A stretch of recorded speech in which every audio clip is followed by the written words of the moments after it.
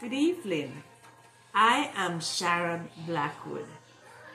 I stand for the proposition that the American government should be actively involved in structuring the economy, including picking winners and losers in American businesses. Though this phrase often has negative connotations, it is impossible to deny that strategic government involvement is not only necessary but also benefits society, particularly when it comes to addressing market failures, supporting national security, and fostering innovation and etiquette.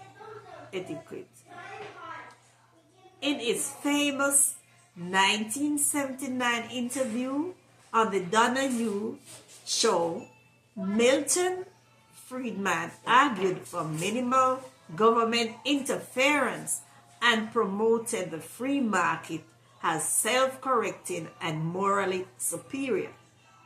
Friedman believes that the invisible hand of capitalism guarantees that everyone wins when people work to advance their self-interest. Friedman's model is premised on ideal conditions, including perfect competitions, rational actors, and equality of opportunity.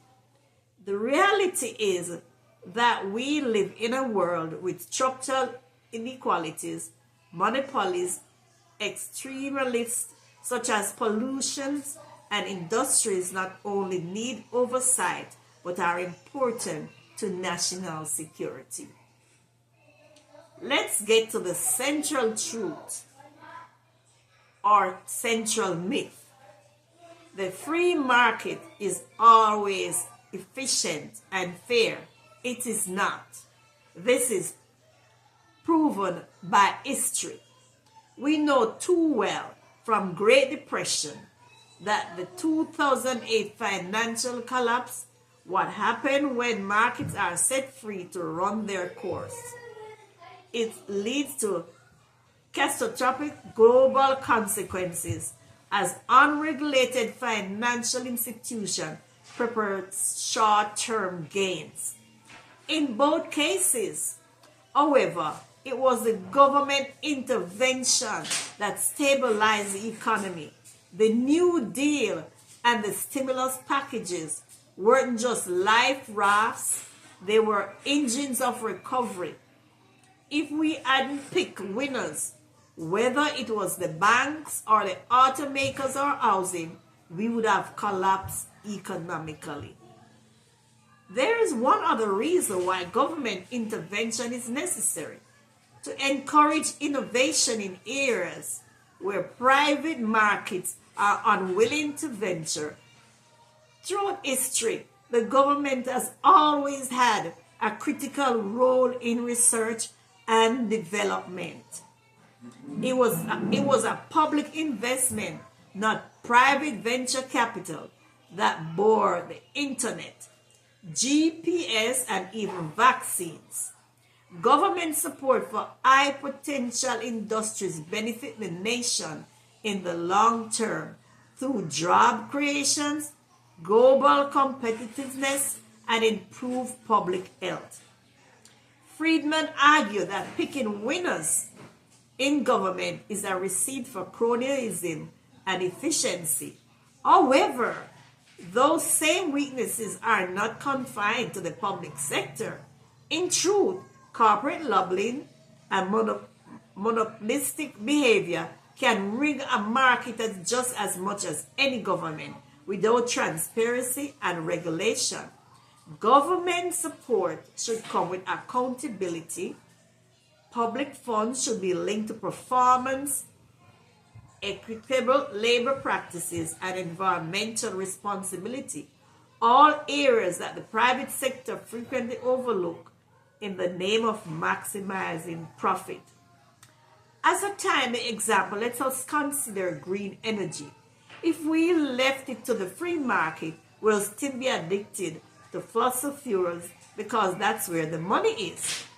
However, with climate change threatening our future, government investment in solar, wind, and batteries is not just desirable, it is imperative.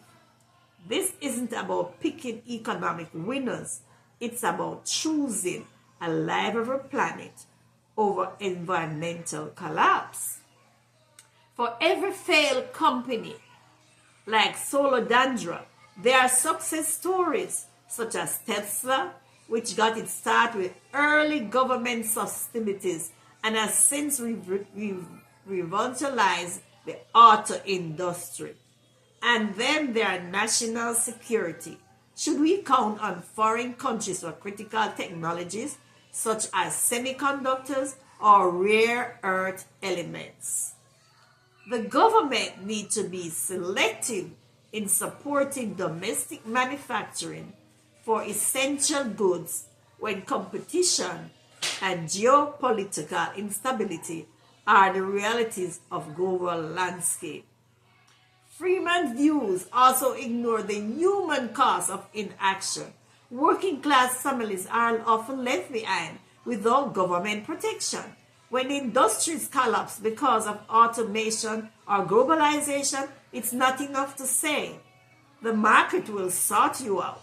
Government retraining programs, job transitions assistance, and regional development initiatives help to ensure that no one is forever relegated to being a loser in the economic game.